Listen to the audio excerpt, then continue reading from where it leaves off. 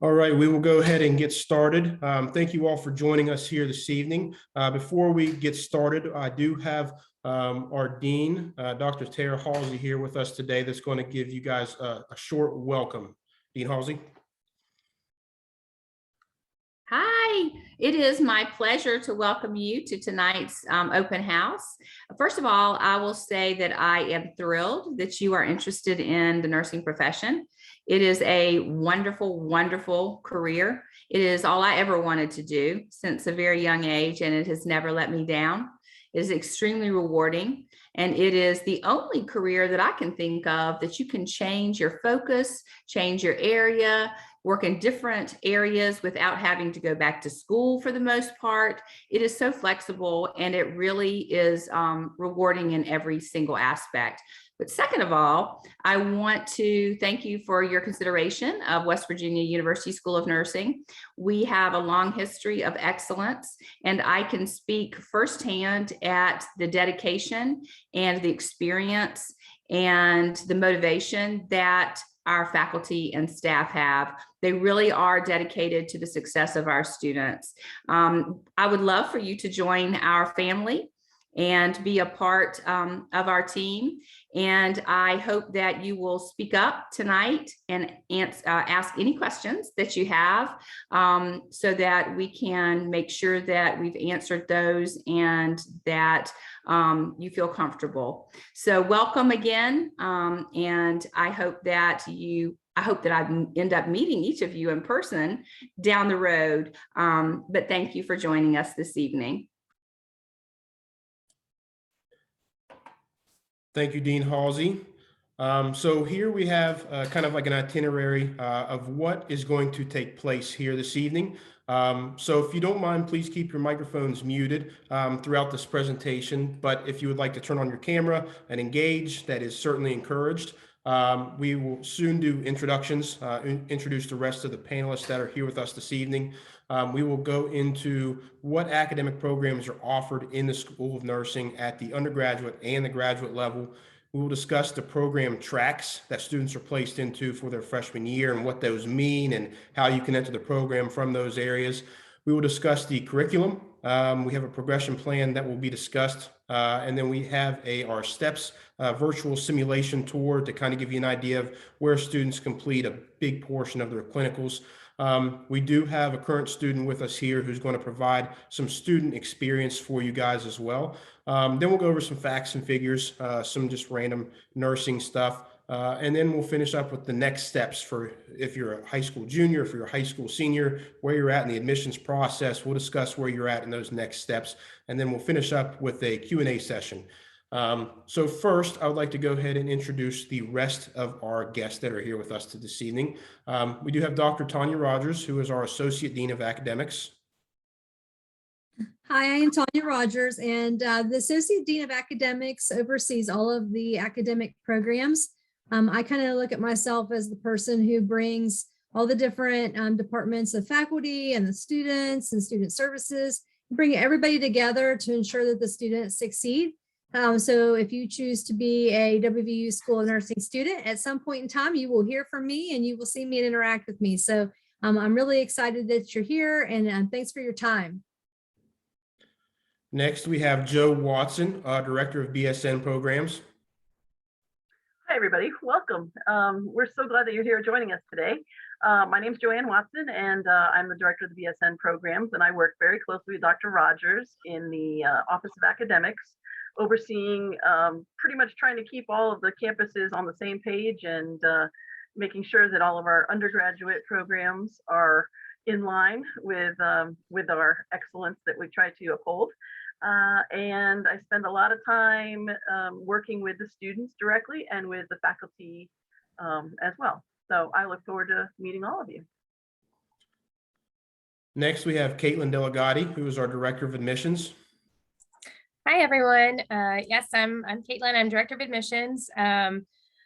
Hopefully you have gotten a lot of your questions answered up to this point, but if you haven't, now's your opportunity to ask those. I don't have a big role in this, no speaking roles here, but for the most part, I'm going to be manning the chat box. So if you do have questions, feel free to type away, ask us anything. I'll try and provide helpful links in there as we go along. So if you need anything, be sure to put that in the chat box. Next, we have Juliana Vandelands, our current BSN student. Hi, I'm Jules. I'm currently a second semester junior in the School of Nursing. And if you have any questions about what it's like to be a student at WVU School of Nursing, I'm happy to answer those tonight. And then myself, Philip Engelmeyer, I am the college recruitment specialist. Hopefully most, if not all of you, have had some form of contact with me up until this point. So first, we will discuss the academic programs that are offered here in the School of Nursing. As you all are here today for really our traditional BSN program, it is offered on 3 of our campuses, which is on our main campus in Morgantown, on our West Virginia University Institute of Technology Beckley campus, and then on our Kaiser campus at Potomac State College. We have a BA to BSN program, which is kind of like a second degree program. If a student has earned a 4-year bachelor degree in another field, that is available on our Morgantown main campus, and new for spring 2023, our Bridgeport United Hospital Center campus. And then we do feature an RN to BSN program for students who have earned a 2-year associate's or diploma program, and that program is online. Some of you may be considering graduate school already and kind of have a pathway that you hope to be able to complete. We do offer a variety of graduate programs in the School of Nursing as well. The most popular option for students to transition to after earning their BSN is an MSN. We have a family pediatric nurse, family nurse practitioner and a pediatric nurse practitioner area of study. We have a post-MSN certification, which is for students who have earned an MSN but are wanting to get certified in a different area of study. We have the family and the pediatric nurse practitioner. We have a psychiatric mental health nurse practitioner. We have an adult gerontology acute care nurse practitioner, and then we have a nurse executive leadership certification. We do feature an MSN MBA dual degree program. We have a DNP nurse anesthetist program if students are interested in anesthesia. We have a Doctor of Nursing Practice or DNP, and then we also have a nursing PhD program as well. So what we will do now is discuss the first-time freshman tracks that students are placed into and what they mean and what those requirements are. So first we'll discuss the direct admit, which is the option that most students ultimately try to obtain. Nursing direct admit students are admitted into the School of Nursing as a first-time freshman. If students maintain a 3.5 GPA in their freshman year prerequisite courses, they do get to keep their seat within the program, and they are not required to reapply, and they just move directly into the program once it begins in that first fall semester. Students in the direct admit track do have an advisor within the School of Nursing. For the requirements, you can see those listed there. A little bit of a sliding scale. You can see with the 3.8 GPA or higher, the ACT, SAT, and T scores that are required for that. If you do have the 3.6 to a 3.79 range, you can see that the test scores that are required are a little bit higher to compensate that lower GPA. You'll notice the math score that is going to be the same for really any of the tracks the students are going to be placed into, and that's for college algebra placement into that first semester, but we'll discuss that later.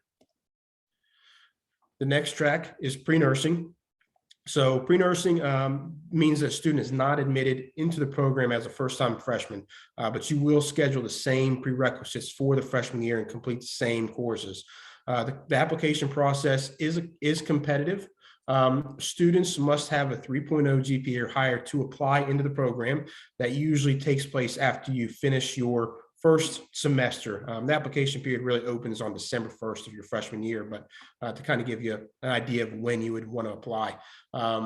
And so it's based on the completion of the prerequisite courses, your prerequisite GPA, and your overall cumulative GPA.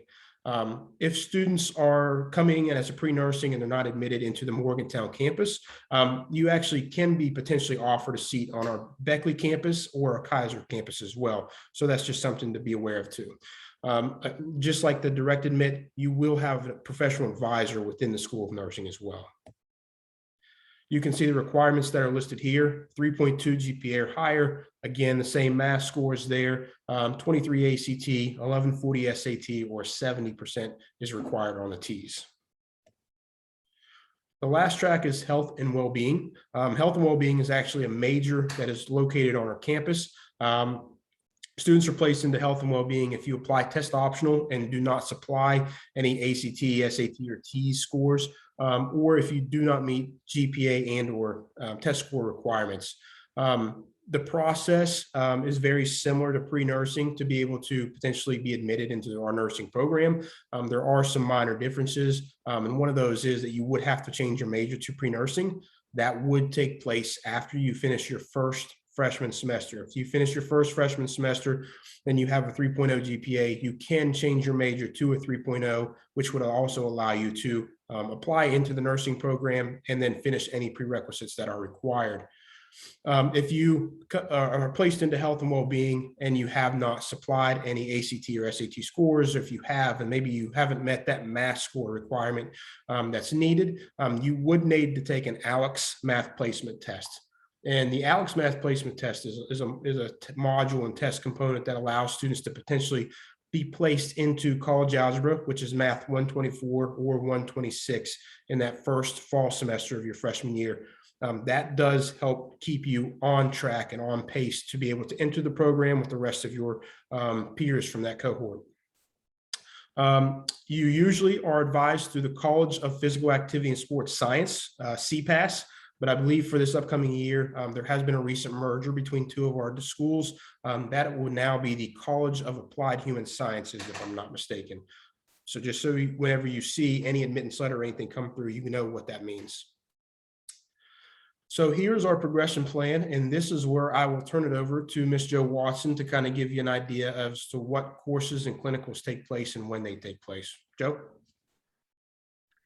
Well, as you see in front of us, the freshman level is your freshman courses, and basically a lot of those are going to be your liberal arts classes and some of your prerequisites that you're going to need in order to apply and be ready to take your nursing classes as a sophomore.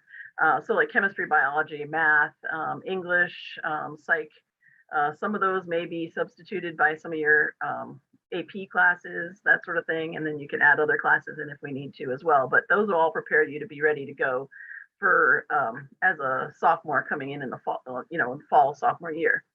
Once you hit the sophomore year and you're admitted officially into the School of Nursing, then you will start with our first course, which is a health assessment and communication. And that is our first clinical related course. It gets you into the real foundational pieces of nursing care. And we do about 100 and I can't remember, 130, 135 hours of clinical in that course, much of which is spent in the skills lab or in simulation. And then the last part of the semester, we spend a couple weeks actually in the hospital. Throughout the semester, you're in the hospital as well, but primarily at the last couple of weeks of the semester. And you'll finish up some of your prereqs and some of your sciences that you need to in order to move on to the next level.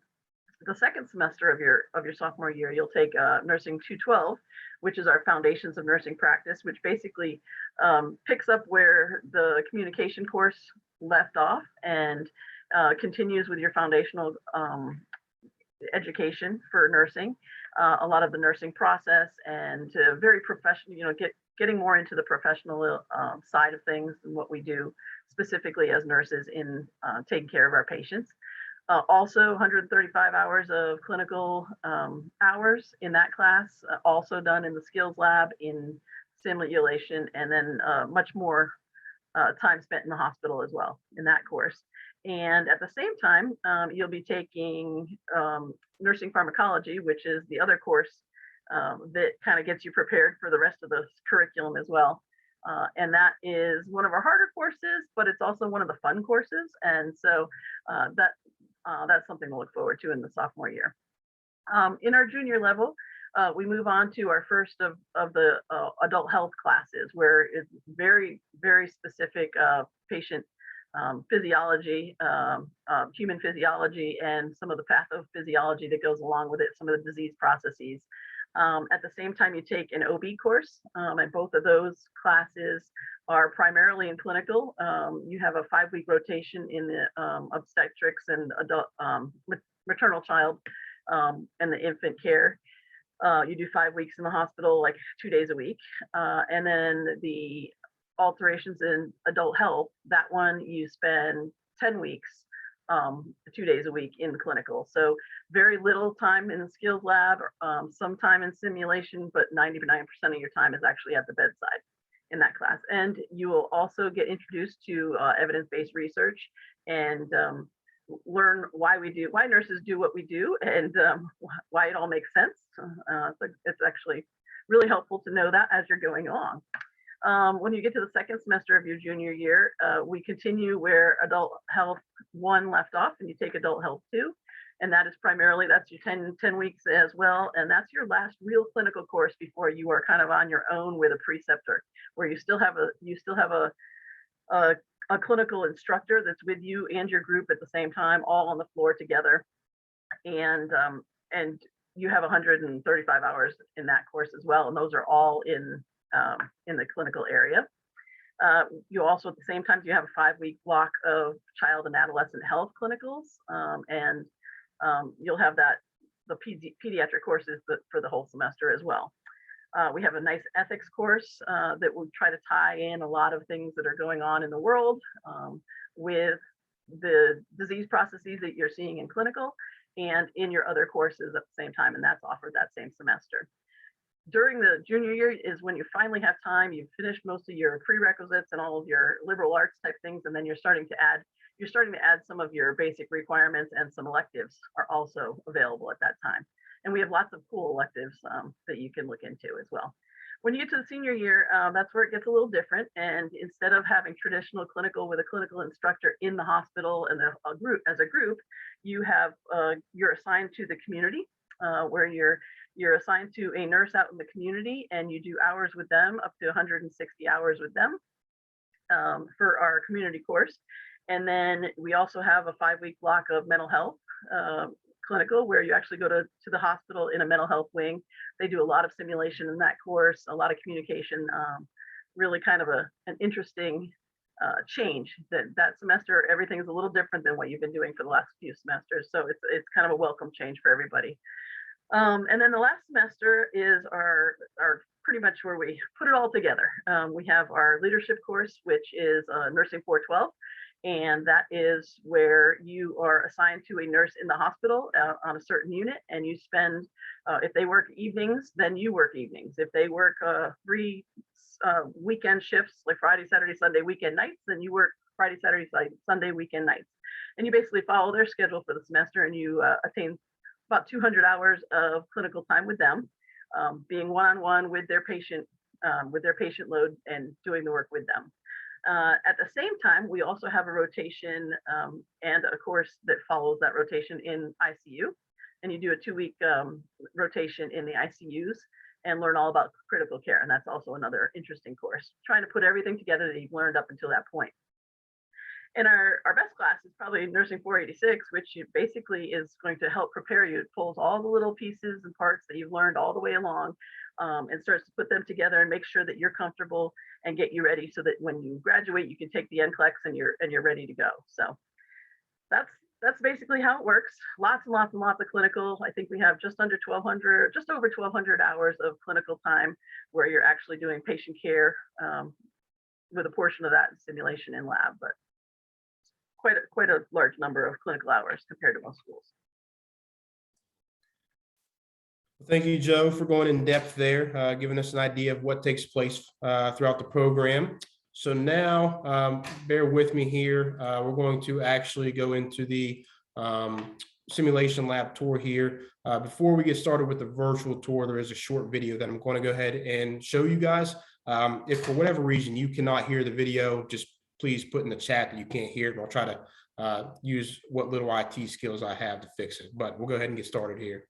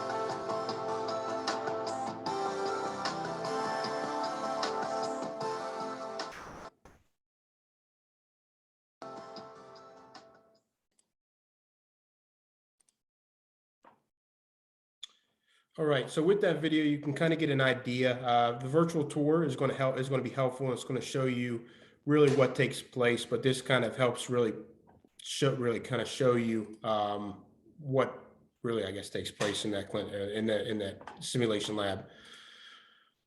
So bear with me here. So this is the first area that we'll go ahead and discuss, and this is going to be our skills lab. This is where most of the clinicals are going to take place during your sophomore year. You're going to spend a lot of time here within the skills lab. Rotate the screen around here. There are 20 beds in this skills lab, 10 on each side. The beds here are meant to replicate, on this side are meant to replicate stretcher beds, while the beds over here are meant to be for more of an overnight type stay. You can see there's a variety of things here that our students use. This is an ultrasound machine. Our students don't necessarily use that, but it is an actual ultrasound machine that the students do use in the School of Medicine. But you also see oxygen and the scopes and blood pressure cuffs and stuff like that, that really helps prepare students for that facility experience. There's plenty of cameras here. The cameras do record the students. So that way, you can always go back and rewatch something and learn from mistakes or take note of what you did well in. You can see some of the mannequins that are located in here. They call these mannequins low fidelity mannequins. These low fidelity mannequins do a lot for kind of like that intro level clinicals. So, you can practice wound care and inserting catheters and IVs and things like that. And we do have some what they call high fidelity mannequins, and we'll see those here shortly once we get over to that part of that simulation lab. So now what we're going to do is go to our patient exam rooms. So we have 12 patient exam rooms, and they are set up basically, like a doctor's office is for the most part. So this is where a lot of our students complete head to toe assessments. So scroll around here again, the blood pressure cuffs, everything that, for the most part, that's on the walls in the skills lab. And this is where, a lot of students do as I mentioned, head to toe assessments with what they call standardized patients, which are essentially actors, that come in and help students give that really kind of real patient experience, because it's good to do some things with a mannequin, but sometimes you need that actual human interaction. And this is an area that provides students with that. So we'll continue to navigate down the hallway here. This building used to be the hospital before Ruby Memorial Hospital was built. It can be a little bit of a maze. If you've visited our campus and you have seen the simulation lab, then you know what I'm talking about.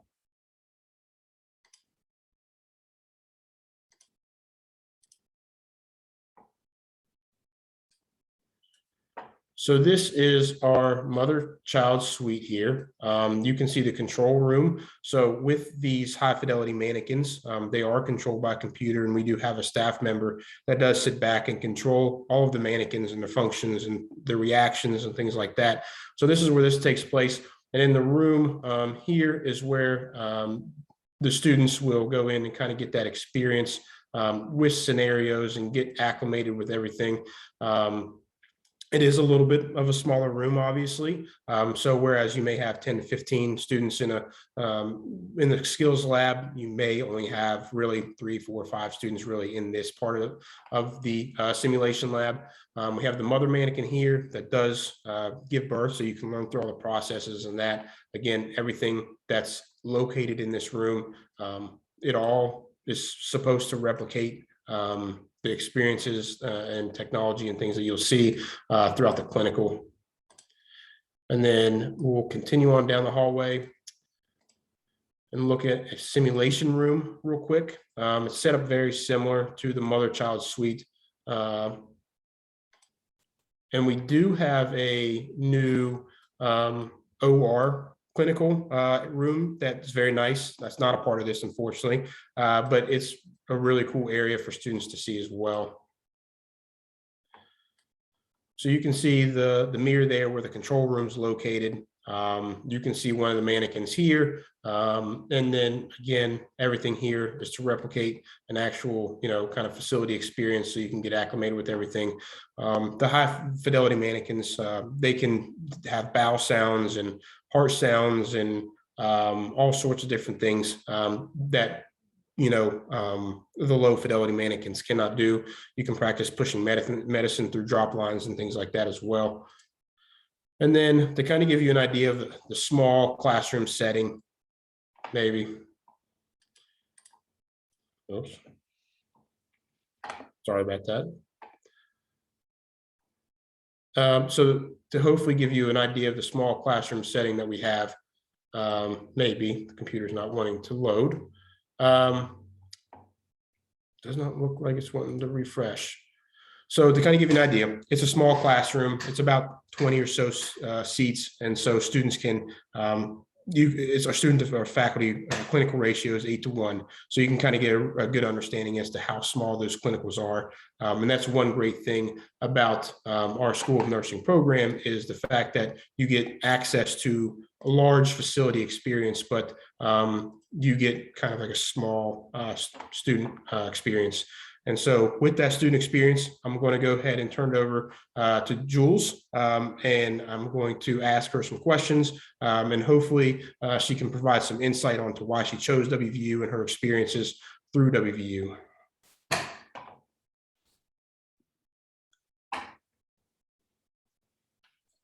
All right, Jules. So I know you've introduced yourself, but can you please state your name, what high school you're from, what city, state you're from? Just tell us a little bit about yourself.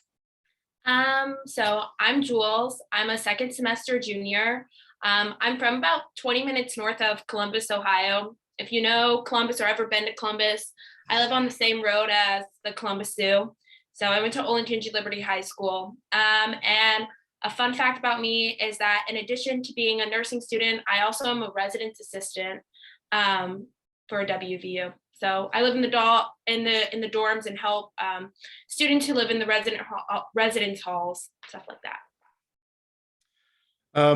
So whenever you were going through your college exploration process, what were some of the important factors for you whenever you chose not only an institution, but also deciding on a nursing program as well?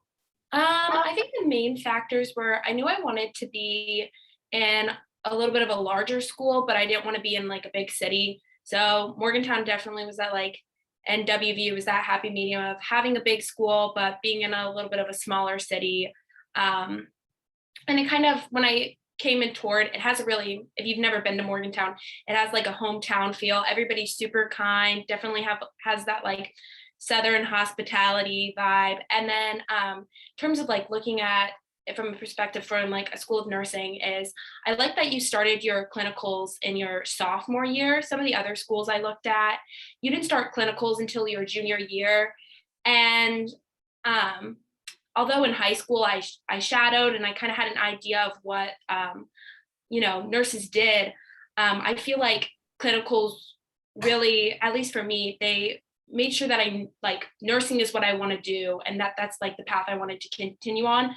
So I think it's important that happens earlier on versus being in your junior year and then realizing like, oh, I got into clinicals and nursing's not really for me. So that was like another thing that I really looked at. And then also too, like in terms, obviously price is very important, and WVU makes it affordable and offers a lot of scholarships, especially for me being out of state, to make it comparable to like what it would be if I went to an in-state school. And even if you're from West Virginia, like a lot of people I know who I go to school with have like Promise and stuff, it's very affordable for people in state too. So what was I know you provided a lot of insight there, but was there one ultimate reason why you chose the School of Nursing at WVU? Was there one reason that stuck out, or was it just a multitude of the different things you had just discussed? I think it was just a multitude of the things. Yeah. So whenever you arrived at WVU, we had discussed those first-time freshman tracks. Yeah. Are you able to state which track that you were placed into when you first began here as a freshman? Yeah, I was a direct admit student into the School of Nursing. Okay. Yeah. And I guess what do you, or maybe something that you've completed previously, do enjoy about the clinicals that take place here? I really enjoy just like getting to know my patient, and I think probably like my favorite part is like when patients come into the hospital, being hospitalized, you take away a lot of the patient's autonomy, and kind of like you kind of start to see their like personality kind of stripped away as they're in the hospital longer and longer.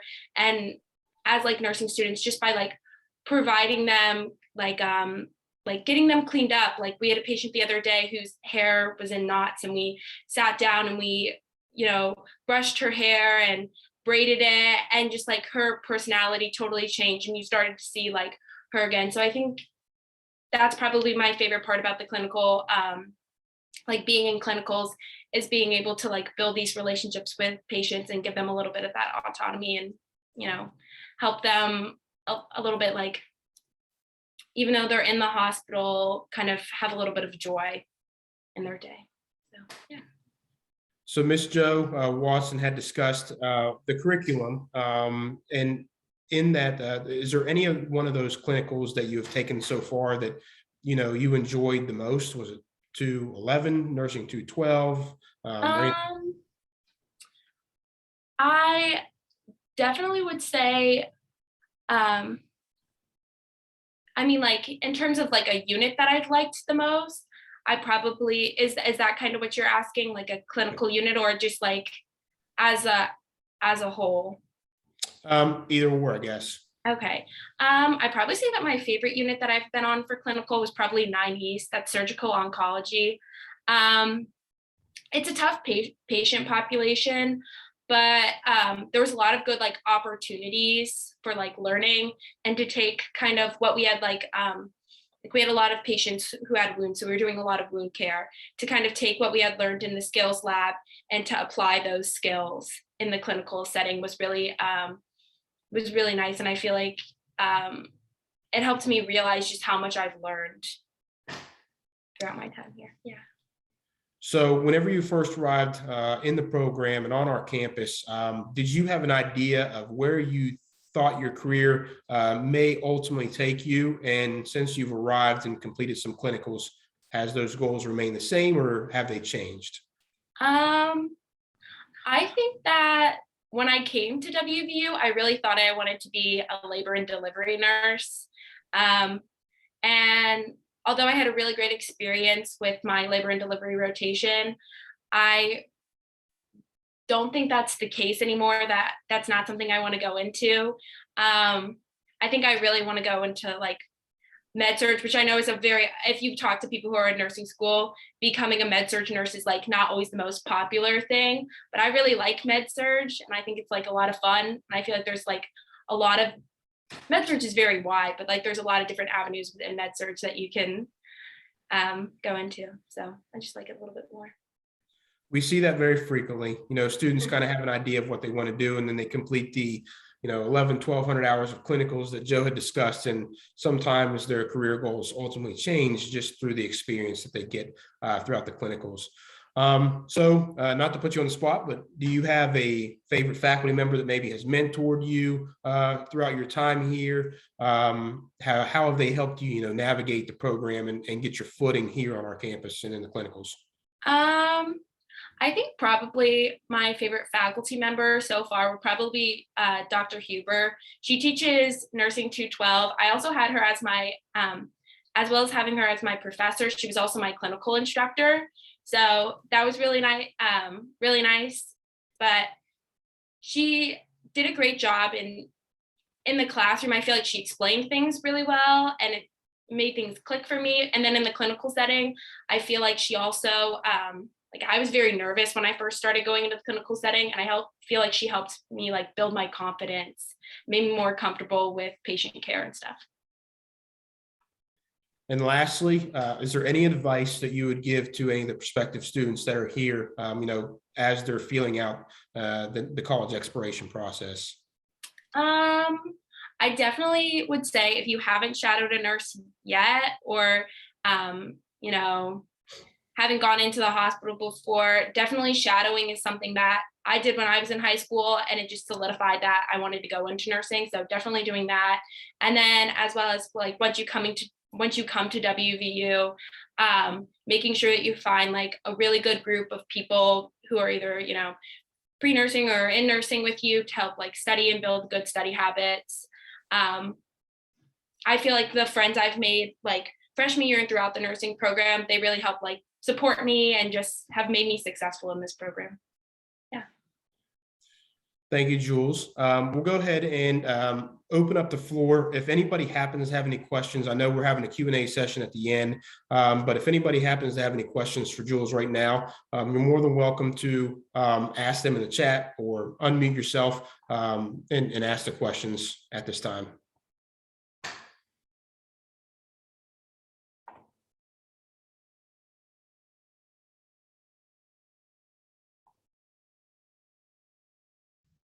Hi, how are you? My name is Casey. I haven't figured out how to put my first name on the screen even after all these years on Zoom, but I just wanted to specifically ask a bit about freshman year, if you could tell me a bit about it, because it seemed you went over the program, Joe, of all the classes, but I'm not sure what's the nursing freshman year, if there is any in that way.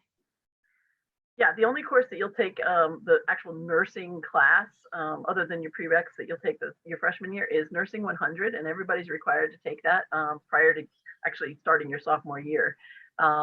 Nursing 100 is going to give you a little bit of history of nursing. It's going to introduce you to the professional side of it. They have a lot of speakers that do different parts, different kinds of nursing, so that you can kind of get an idea of what options there are out there. Think what else do they do? They do some community service, events. It's actually a really fun class. It kind of brings together all the little pieces and parts of what is nursing really about, and what are you about to get yourself into, and just kind of giving you a touch just enough to kind of spark your interest. So that it's easy. It's not easy, not hard, just kind of general, keep you interested. The only nursing class that you don't have any clinical in, basically. Awesome, thank you.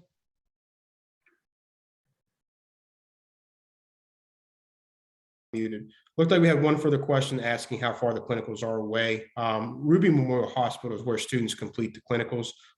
It's right on our health science campus. So the buildings are basically, you have health science north, health science south, and Ruby Memorial Hospital, all within an arm's length of each other. So it's all close by, so it makes it very, very easy to access. But does anybody have any specific questions for Jules here? Like I said, we're going to have a Q&A session here at the end to get into some more other questions, but does anybody have anything specifically for the student experience? While they're thinking, Philip, just to follow up on your answer, so that we do have the hospital, but every once in a while we might need to use like Mon General or United Hospital Center, which is pretty close. And then we have community clinicals, and sometimes students have to drive a little bit for community health clinicals because we go out in the community, different school systems, things like that. We try to look at geographic area. We try to keep it within, a certain distance, but sometimes there is a little bit of travel. Great point. Thank you, Dr. Rogers. So if nobody happens to have any other further questions for Jules, we'll go ahead and continue on with the presentation. So let me get back to screen sharing here. So what we'll do right now is go over some just random facts about the School of Nursing. So kind of give you an idea of how the program is set up. There's 136 students that are admitted in the whole sophomore cohort, I guess you could say. 88 students start in that first fall semester of the sophomore year, and then 48 students start in the spring of the sophomore year. Now, the direct admit students do start in that first fall semester, while the pre-nursing or health and well-being students are able to fill up seats, the remaining seats in that first fall, and then all the spring students are pre-nursing health and well-being students. If you begin the program in that first fall semester, it's a 4-year program. And what that means is you have your year of prerequisites, your 3 years in the program, whereas the spring semester adds an extra semester. The courses all still remain the same, but what they do is they basically pick some courses that are usually later in the progression and move them up into that first fall semester before you move into the spring actual program. So some more information. Ms. Joe had mentioned, how we prepare you for the NCLEX with that Nursing 486 course in that last semester of your senior year. That's led to an average over the past 4 years thus far of 99% first-time pass rate. So we take a lot of pride in that. Near 100% job placement rate. Our students don't have any issue finding jobs, and many have jobs before they even graduate. Retention rate is 86%. We do have the top ranked BSN program in the state of West Virginia. Obviously, we are accredited by the Commission on Collegiate Nursing Education, or CCNE. And then we do have a Hsc Laptop Program. And basically what that is, students are required to purchase a laptop once you begin in the program, whether it's in that first fall, that second spring start.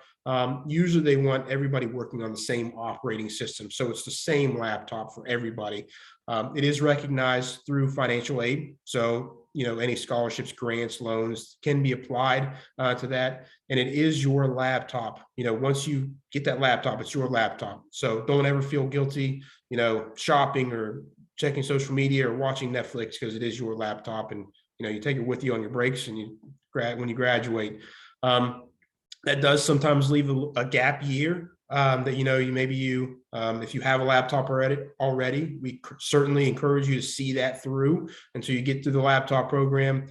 Sometimes you can buy a used or refurbished one, but obviously the university itself has resources to where you can finish your whole freshman year without a laptop. And they do have some that you can rent from the library as well to help with that as well. So there are, we do recognize the challenge, but we certainly can overcome that if you don't have a laptop for your freshman year. And then our partnership with Wvu Medicine is a big reason why our program, one of the many reasons why our program is so successful is that, our students do get priority clinical placement at Ruby Memorial Hospital, which I mentioned is, right next door to our health science center.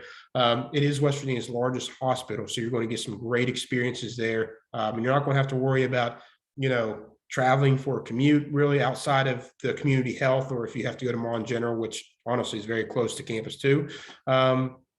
So it's really close by. And then, like I said, with that priority clinical placement, you're not battling with other schools to get placed into clinicals because you have that already. Ruby Memorial Hospital is magnet recognized, which means, really they have the happiest employees. They're paid well. If there's any grievances, they're taken care of quickly. There's low turnover. They just have great employees, and they take care of their employees. And so it's the highest honor that a hospital can receive. And Wvu Medicine is also West Virginia's largest healthcare provider. It has expanded out of state too. Ohio, Pennsylvania, Maryland. I believe there are some facilities in the Shenandoah region of Virginia as well, if I'm not mistaken. So kind of branched out a little bit all over, even outside of West Virginia. And then as far as nursing goes, the career after, once you graduate, there's sign-on bonuses. There are student loans, reimbursement programs that can take place. If graduate school is something you're considering, they will be able to help you pay for graduation or pay for graduate school. So there's a lot of financial outcomes that can take place from, working for WVU Medicine after you graduate. So with the admissions process, there are some of you that are juniors and some of you that are seniors that are here with us this evening. If you really we'll just start from the top. The first thing you want to do is apply to WVU. If you haven't done so already, if you're a junior, the application will open on August 1st, but you'll select nursing on the application. Whenever you select nursing and you submit transcripts, test scores, that's how you get placed into one of those first-time tracks. You'll want to go ahead and submit all of your documents that you can to us. We do continually monitor those because students obviously tend to take more than one ACT or SAT.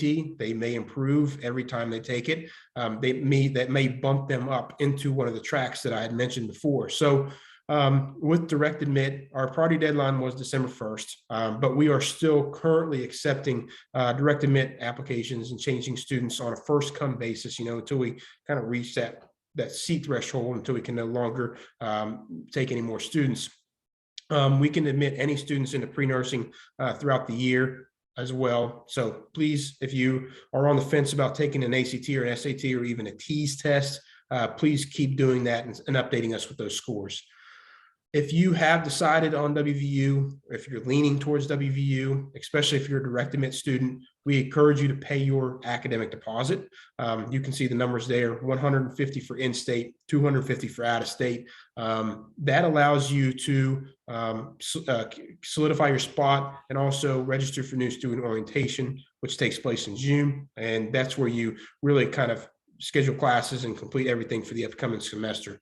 And it also allows you to pay your housing deposit, which, allows you to find your roommate and figure out where you're going to live during your freshman year.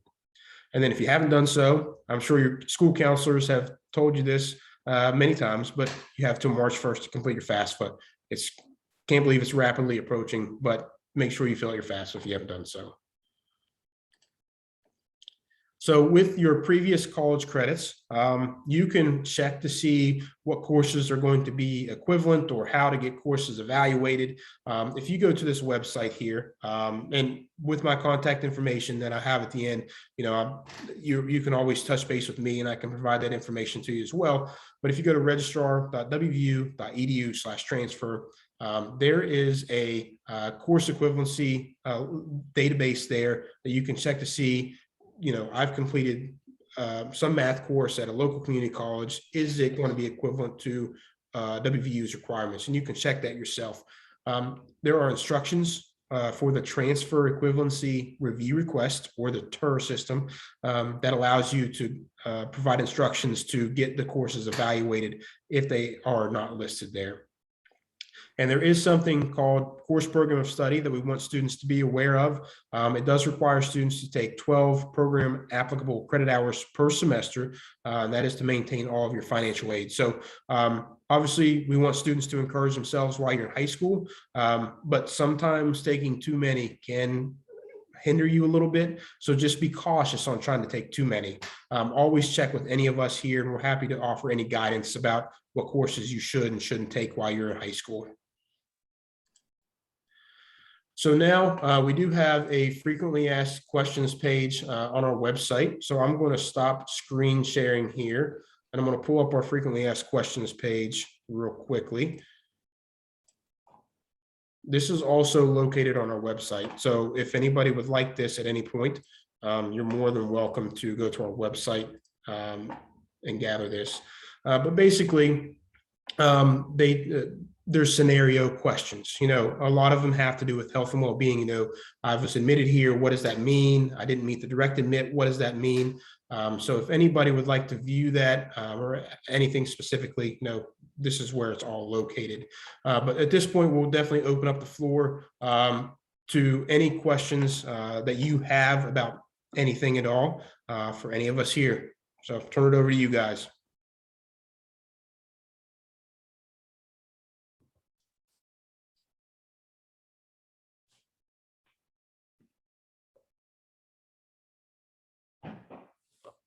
All right, I have a question. Okay. So if you're admitted as a pre-nursing student, are you at a disadvantage for the following year, like getting admitted into the nursing program? No, so everybody takes the same prerequisites during your freshman year. So everybody is, regardless of what track you come into, whether it's direct admit, pre-nursing, health and well-being, you're taking the same prerequisite courses. So you're certainly not at a disadvantage, especially you have an advisor in the School of Nursing as well that's going to help prepare you, but you're not at a disadvantage by any means. As I mentioned before, students can start in that first fall semester of your sophomore year and finish the program in 4 years. So it's just about really the competitiveness of your freshman year and how well you do during those freshman year prerequisites. Okay, so as long as you maintain that 3.0 GPA, you'll be in the nursing program, correct? That is unfortunately no. That does allow you to apply into the program and does allow you to be considered, but it does not guarantee any form of admission. Basically, how we admit is we factor in all of the prerequisite courses that you have completed and then look at your prerequisite GPA and your overall GPA and basically take the highest in for the available seats. Does that make sense? Yeah. Okay. Okay, thank you. You're welcome.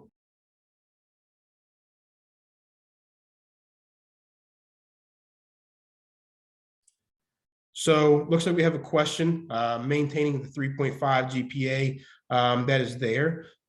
So if students are admitted into the direct admit track, they must maintain that 3.5 GPA.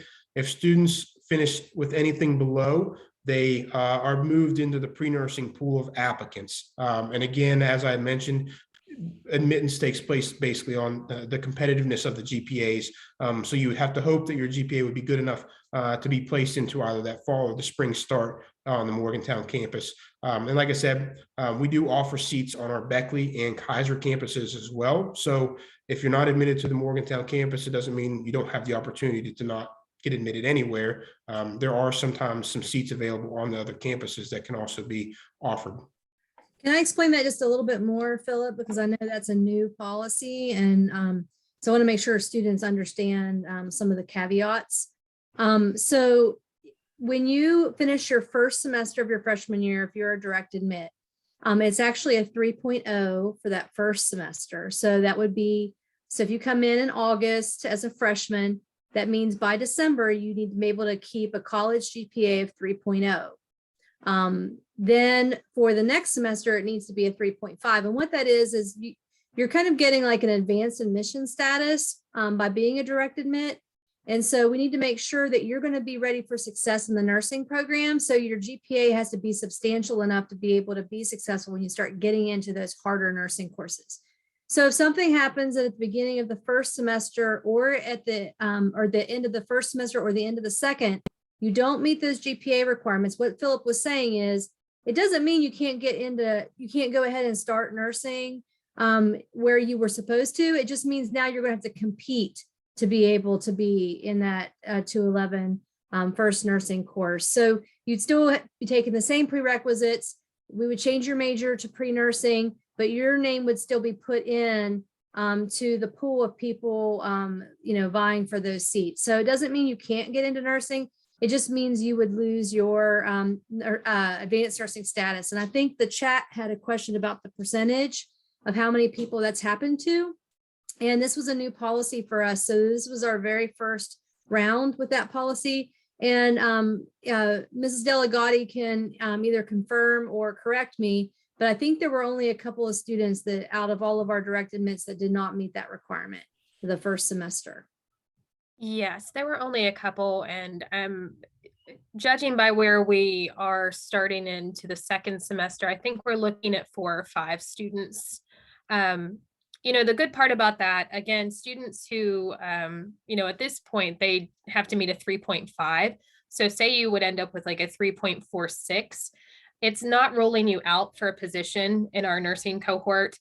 Basically what happens is you're just going to be re-entered into the pre-nursing applicant pool. You don't have to reapply. So again, as Dr. Rogers mentioned, this is a new policy for us. So at the end of the semester, I'm going to be looking at grades, and anybody who is below that 3.5 level, I'm going to enter all of their spring grade information, and they shouldn't have to do anything as far as that's concerned. It'll be me doing that.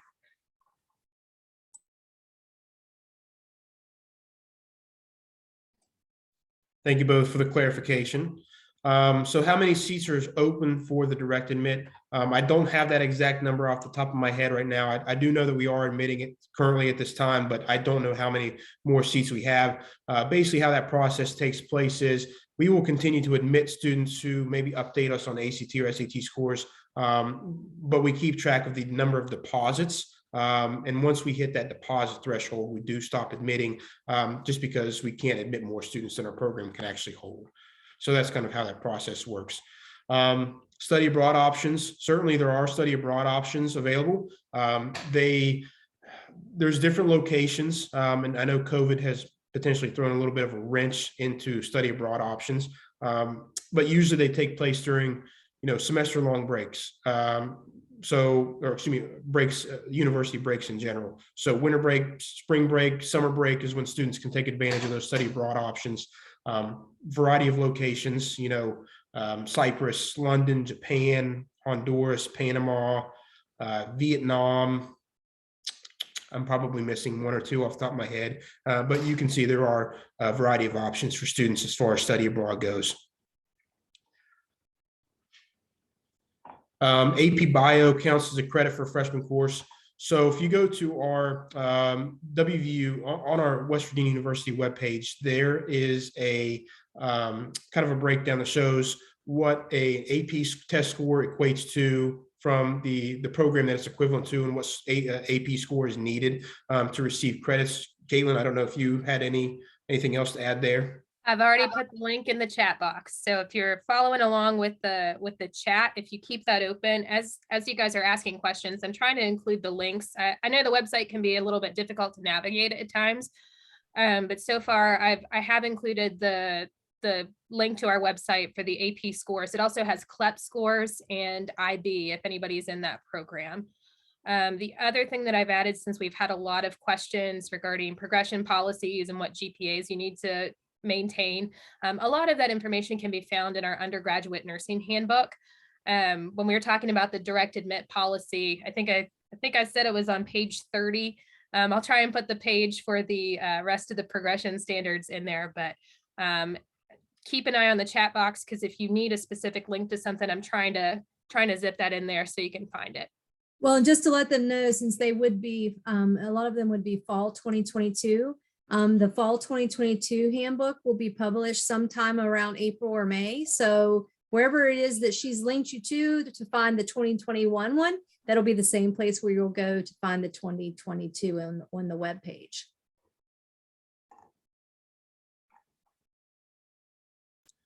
All right, so I saw the GPA you must maintain your freshman year. Is there a GPA you must maintain throughout the rest of the program? I believe that's a 3.0, is that correct? Yeah. What is the difference between pre-nursing and health and well-being when it comes to applying for the program?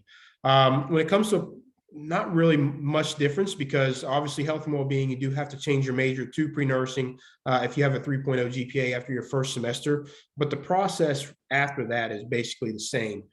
You apply into the program, the competitiveness of your GPA will, and prerequisite course completion will dictate how you are admitted. We do not look at whether students come in as pre-nursing or health and well-being or anything like that when we admit. We basically just look at cut and dry GPA for the most part. So it makes the process pretty simple. If you take the SAT, ACT before the fall start and meet the direct requirements, are you able to switch to direct admit then? If you take the ACT or SAT, again, at any point now up until the program fills, we can place you into direct admit if those, if you have the scores and requirements and if there is space available. If that happens, just make sure you let us know. I know sometimes when you're working with downtown admissions counselors, which are a little bit different since they're not specific to the School of Nursing, you want to make sure that you let us know. You can email me or you can email Philip, and we'll make sure that we get you switched over. There's a question, if you attend WVU for nursing, does it put you on an accelerated track for a master's degree? Tanya, I'll let you go ahead and take that one over. Yeah, I can answer that one for you, Philip. So we don't have a specific accelerated track. However, our master's degree programs can be done in relatively little time, to be honest. So usually about 1.5 years full time. So while you can do it full time and accelerate, but it's not a specific accelerated degree. Thank you, Tanya. Do you have a percentage of pre-nursing students that do get accepted into the School of Nursing into the sophomore year? The variables change on a year-to-year basis, so it's hard to ever get an accurate percentage because the amount of applicants changes year to year, the amount of seats we have available changes year to year, so there's too many moving parts to actually get an accurate percentage. So unfortunately, we don't have that number. Sorry, I can't answer that any further. It's just based on the competitiveness of the program for each cohort. It's hard to even say, what maybe GPA is even needed for acceptance because there's just, like I said, a lot of moving pieces there. Well, then COVID happened. So enrollments all over the state and all over the country are kind of fluctuating. So schools are trying to guess what, post-COVID enrollments are going to look like. So. Since the session is recorded, how can we view it later on after the meeting? Once this concludes, Zoom is going to give me the link and we're going to send that to our actual IT folks that will put it on our website, and it'll be listed on the School of Nursing webpage under our BSN section. There will be a link there where you'll be able to go back and watch this. As a nursing student to study abroad, since you're back in terms of graduation date, to my knowledge, that's a no. We don't have any semester-long study abroad options at this time. So I don't believe, I don't know if Joe or Tanya might be able to it shouldn't set you back, I don't believe. No, it doesn't. And if we would happen to develop a semester long, or, there are other options sometimes, like it can be during a summer when a student's not scheduled for summer courses, or there are other things that we could do, and students would have study options that would not delay graduation if they wanted those options. If you do fall below an overall 3.0, just because of maybe a bad semester in your junior year, for example, do you have to leave the program? Tanya, I'll let you take over on this one as well. So the first semester that you drop below a 3.0, you would be notified that you would be on a probation. So you would have another semester to be able to bring it up, and your advisors are really good at working with students to show them how to get that GPA up. The faculty are so good to work with students to figure out, what are we doing wrong? Like, how can we improve? And so there are lots of resources to help you get that back up, and we give you an extra semester to try to get it back up there. But if after 2 semesters you are still below the 3.0, then you are dismissed from the program. And Dr. Rogers had mentioned our advisors. We do have great advisors. They all have, I believe, 12 plus years of advising experience. And so you're not getting a brand new advisor. You're having somebody that's been here for a while, that knows the university and knows the program. So they're really going to be, your first mentor when you step on campus, because, you're going to meet them on new student orientation and they're going to schedule you for classes. So certainly take advantage and build that relationship with your advisor throughout, your 4.5 years here on our campus. Let's see. Would a higher chem like Chem 115 cover the requirement for Chem 111 in the freshman year? It would, Miranda. We do require 2 chemistry courses in your freshman year in the prerequisites. And so you would have to take Caitlin, you got something? You want to go ahead? I was just gonna say, so if you take Chem 111, you do need to take Chem 112. If you take Chem 115, you would need to take Chem 116. So that's the biggest difference. But That's yeah, exactly what I was gonna say. Good job, Philip. thank you. Let's see. After being admitted into health and well-being for not sending your scores, could you send them to the School of Nursing now and be switched to pre-nursing? That is correct. If you applied test optional, haven't sent any test scores, if you take an ACT or you have a score that puts you into that pre-nursing category or even direct admit, certainly go ahead and send those to us for sure.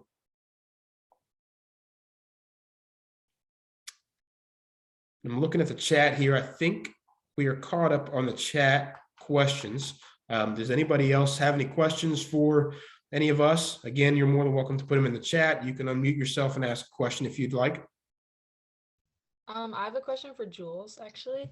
It's more of a student-related question. I've been looking at like the West Virginia Instagram pages, and I'm wondering your opinion on roommating with a nursing student versus not, and if I should reach out to nursing students or not. So unfortunately, Jules had to leave. She has to work this evening, so she had to hop off at 7 o'clock. But I would be happy to provide you with her email address, and you can email her if you would like. Okay, thank you. You're welcome. The one nice thing about rooming with a nursing student is that you're going to have similar patterns in what, your time requirements. Gives you a chance to get a relationship going. You have similar interests. And the life of a nursing student tends to be a little different than maybe some of the other students across campus.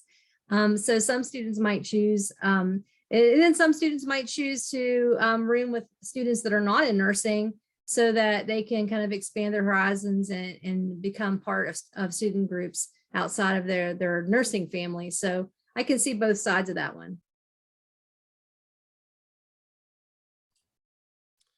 Looks like we have a question about admitted student day. I'll be honest with you. I just got a long email at 5:04 regarding student admitted day. So let me review that. I don't know the exact details. I know they're going to take place multiple days throughout the rest of the spring semester.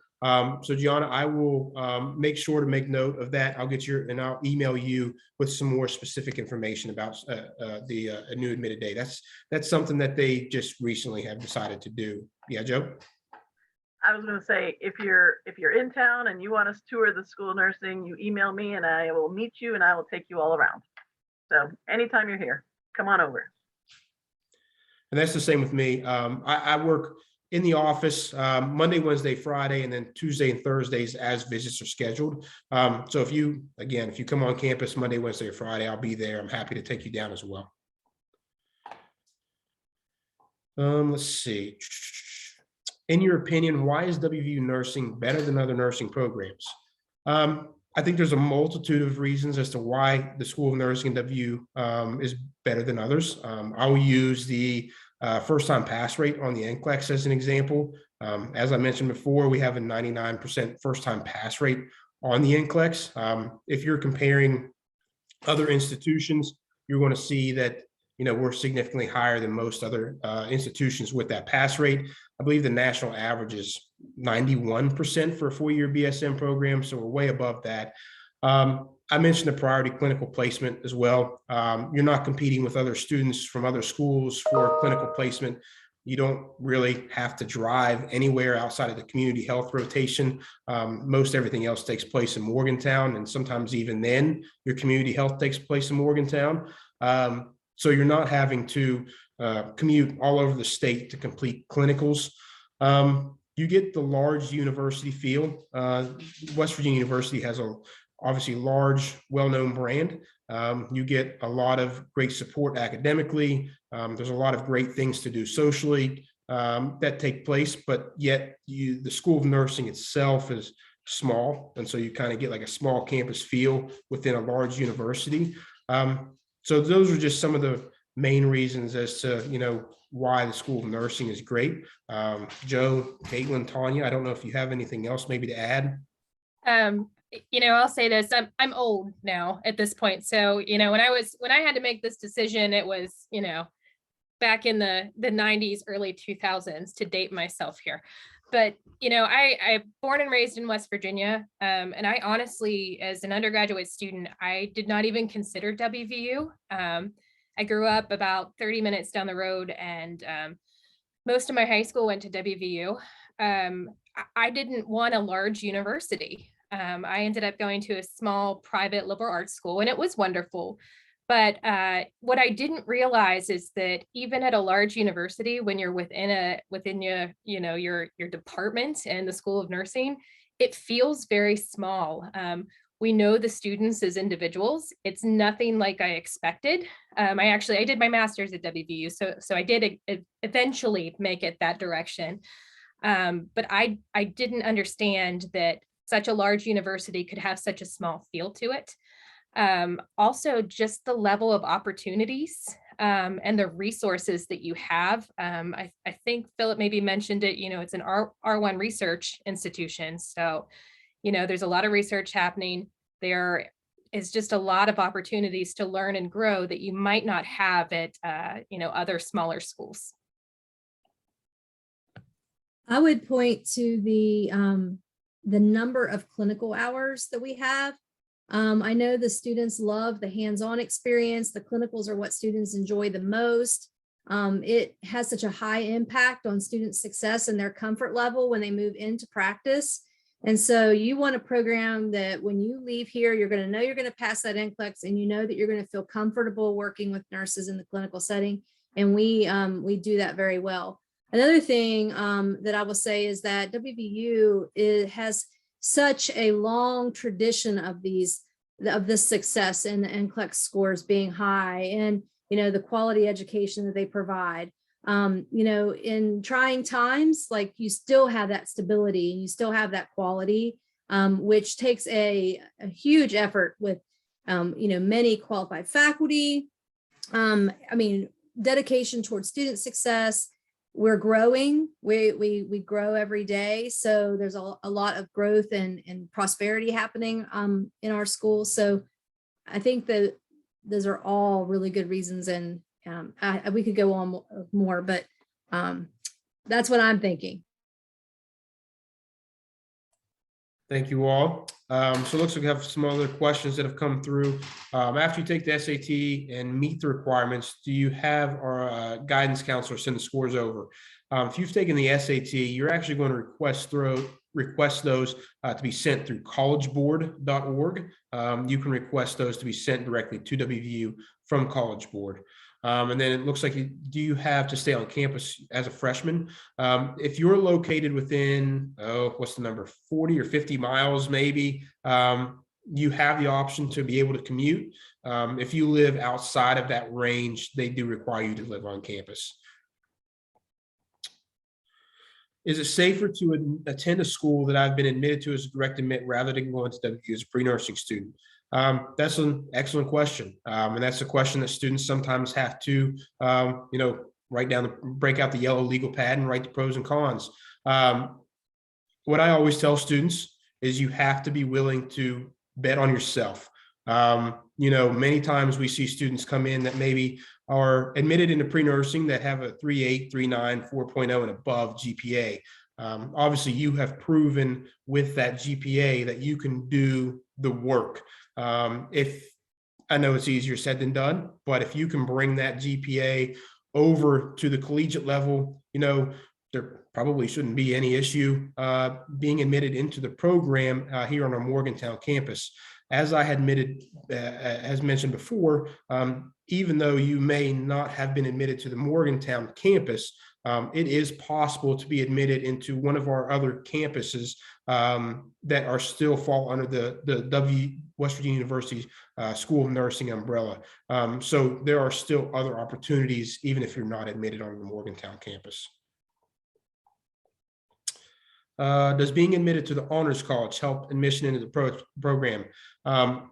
It does not. I think it's a great, it's a great program to be a part of, but unfortunately, at the end of the day, how we make those decisions is based on, the prerequisite course completion and the GPAs of both prerequisite and overall. Is there anything I need to know about tuition reimbursement? I have a parent that works under WVU.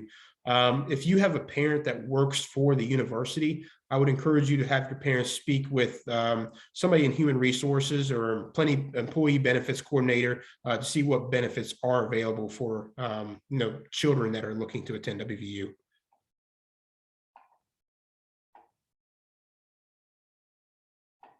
SAT waiver code. I don't know. That would be something you would have to speak to College Board about. I unfortunately don't know if the College Board offers a fee waiver to have those scores sent. That would be something that you would want to check with College Board directly to see if they have some sort of fee waiver. And I think we're caught up again. I'll give students another opportunity to answer questions. They've had so many good questions. My goodness.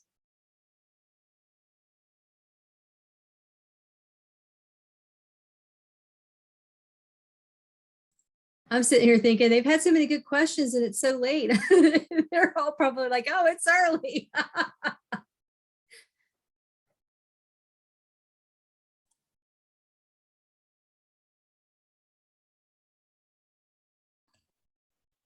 Well, if there are no further questions, I will go ahead and put my contact information in the chat real quick. So that way you can email me at any point, and I am happy to answer any questions about anything. There we go. And again, I thank you all for attending this evening, taking the time out of your busy day to spend it with us to get your questions answered. We look forward to working with you for the rest of the semester or potentially next year if you're a high school junior, and if you end up enrolling at WVU moving forward. So thank you all for your time. Have a good evening. Thank you.